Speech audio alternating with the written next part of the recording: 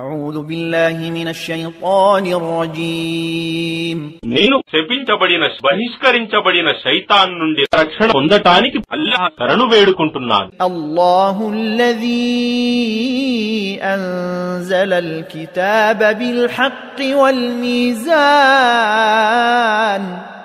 وما يدريك لعل الساعة قريب. అల్లాహయే సత్యంతో గ్రంథాన్ని మరియు న్యాయానికి త్రాసును అవతరింపజేశాడు. మరి నీవు ఏ విధంగా గ్రహించగలవు? బహుశా తీర్పు గడియ సమీపంలోనే ఉండవచ్చు.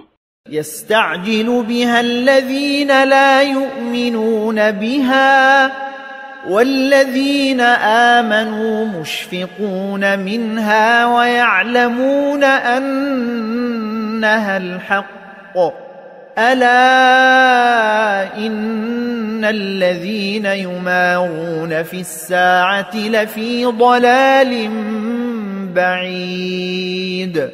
దానిని నమ్మని వారే దాని కొరకు తొందర పెడతారు మరియు విశ్వసించిన వారు దానిని గురించి భయపడతారు మరియు అది రావటం నిశ్చయంగా సత్యమేనని తెలుసుకుంటారు.